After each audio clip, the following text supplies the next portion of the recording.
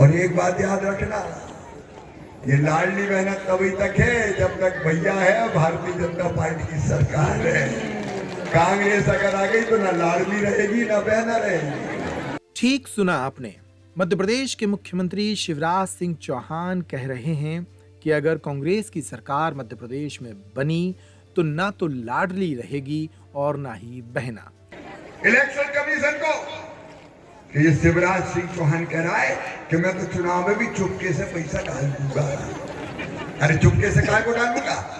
डंके की चोट डालूंगा, डंके की चोट डालूंगा। ये ऑनगोइंग स्कीम है, इसका पैसा आएगा लाडली बहना। फिर 10 तारीख आ रही है। अब 10 तारीख आती है तो बहनें खुश हो जाती है और कांग्रेसी सिसकने लगते हैं। ये अच्छी योजना आ गई। और एक बात याद रखना, ये लाडली बहन तभी तक है जब तक भैया है भारतीय जनता पार्टी की सरकार है। कांग्रेस अगर आ गई तो ना लाडली रहेगी ना बहना रहेगी। ये बेईमान लोग सबसे पहले अपनी योजनाओं पर ताला लगाएंगे। इशारा साफ है। वे मध्य प्रदेश की महिला आबादी को यह समझाने की कोशिश कर रहे हैं कि प्रदेश में भाजपा की सरकार गई तो प्रदेश की लाडली बहना योजना बंद हो सकती है। वही योजना जो हर महीने की 10 तारीख को महिलाओं को उनके खाते में नगद पैसे भेज रही है। शिवराज सिंह चौहान ने इस बयान के जरिए प्रदेश की महिलाओं को इमोशनल करते हुए जागरूक करने की बात कही है।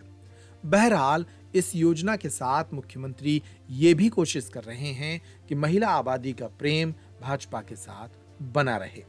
लेकिन शिवराज सिंह चौहान के इस पेतरे को कांग्रेस किस तरह खारिज कर रही है?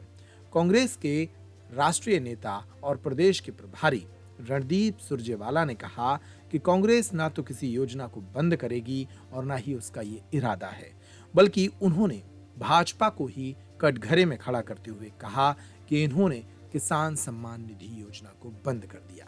सुनिए इस मुद्दे पर रणदीप सुरजेवाला क्या बोले। देखिए आदरणीय साथी, किसान की एक चीज भी बंद करने का प्रश्न ही नहीं पैदा होता। ये भाजपाई दुष्प्रचार है और इसीलिए मैंने आपको दिखाया, उन्होंने तो 9 लाख किसानों की पहले ही बंद कर दी और अब हर साल ये आंकड़ा वो कम करेंगे, क्योंकि अब किसान से 25,000 रुपया उसकी जेब से लूट लो।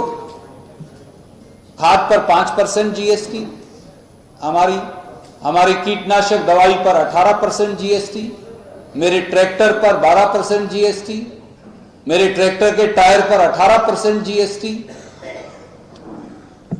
और यूरिया के कट्टे से तो 5 किलो खाद ही चोरी कर ली, 50 से 45 किलो कर दिया। डीएपी की कीमतें लगभग डबल हो गई। तो इसलिए ये वास्तविकता है इस देश की। रणदीप सुरजेवाला यही नहीं रुके। उन्होंने कहा कि मध्य प्रदेश में कर्ज लेकर घी पिया जा रहा है।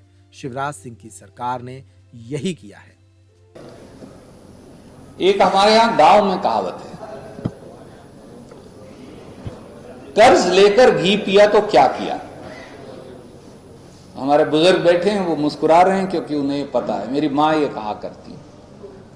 सच्चाई ये है कि मध्य प्रदेश को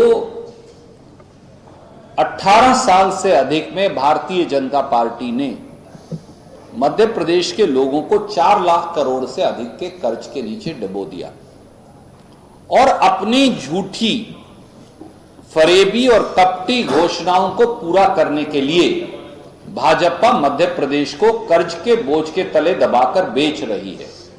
पर अब इस बात का अंत करने का समय आ गया है और वो स्थिति का है 17 नवंबर, जब वोट की चोट से भाजपा को इसका जवाब मिलेगा।